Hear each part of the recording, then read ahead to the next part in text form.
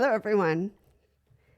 Today we're going to talk about, of course, wheelchair technology, but I want to talk about someone who a lot of us admired, uh, and talk about the different ways that he was able to function, and that is Stephen Hawking.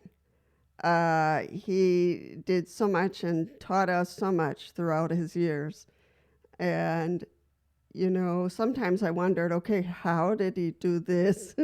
How did he remain so independent and reached out to what he loved to do, which was to learn and to teach and be a fun guy and crack jokes as much as he could.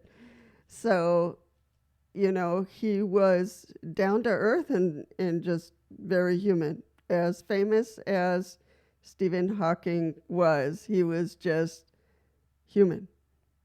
And he wanted to, I think, in the bottom of all this, he wanted to be the best human being he could be, despite his condition.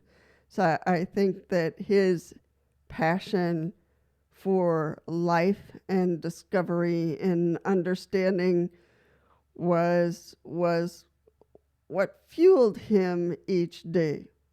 And to be able to speak, to be able to type, to be able to write, to be able to move his wheelchair, that took some engineering, especially through his years as he became more and more immobilized with his condition. I think that it took the same passion that Stephen Hawking had for life. He needed people who were just as passionate as he was. So they were able to find people who were passionate about the different things that Stephen Hawking needed. And, his ability to speak, that wasn't magical. They needed some engineers to figure out, okay, how do we do this? How do we continue to help to update the software that Stephen is using on his text box, which was an original that had been used throughout the years. But the software was becoming older, and I think Microsoft was going to drop it. And so the engineers from India jumped in to figure out, okay, how do we update this? How do we make it a little bit faster, and we bring it up to date so that Stephen can continue to use it to say what he wants to say. He had a lot to say, as we know. So they were very, very passionate, and they had the gift and the opportunity to meet him, to interact with him, to learn about him, and to adapt this technology to his needs in the 21st century. So, they express, and there's a good video on this, on how they adapted the technology to the person. Sometimes we want to force the person into the technology, but in this case, they adapted the technology to Stephen. So, his voice, the speed, the quality of the software all went into, and of course, the passion of the engineers to make sure that Stephen had what he needed for speech.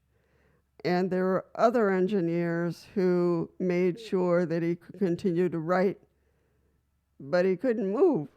He couldn't move his hands anymore. He barely could move his eyes. So they used one muscle he could move, and that was the cheek.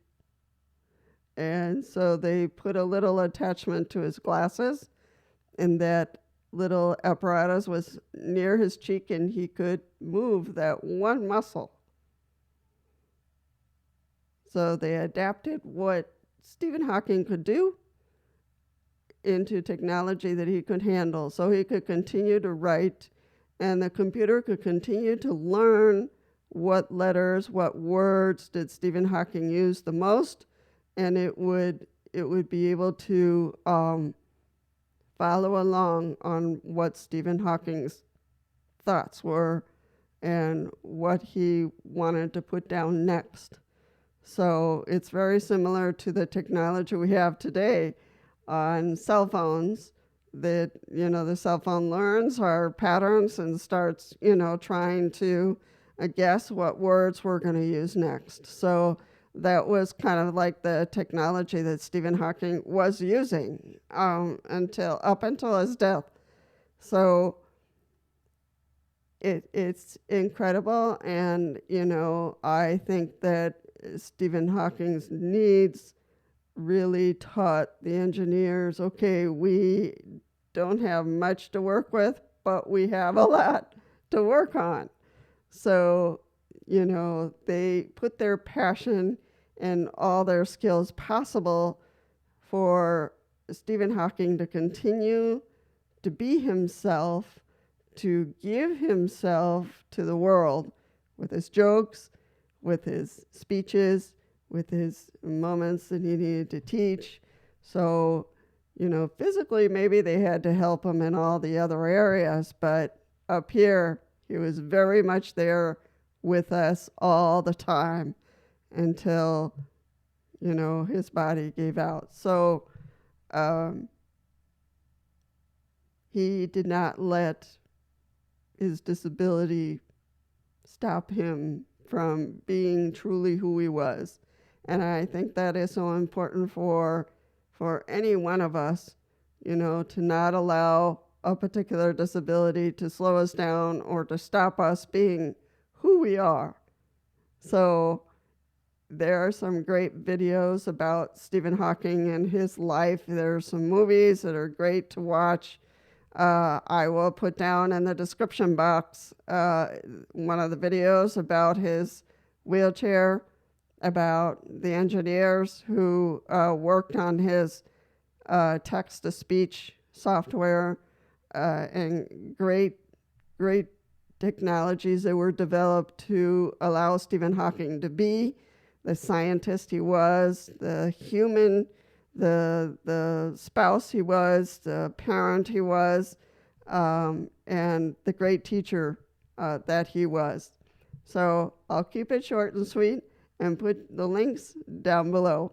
Take care and happy Friday.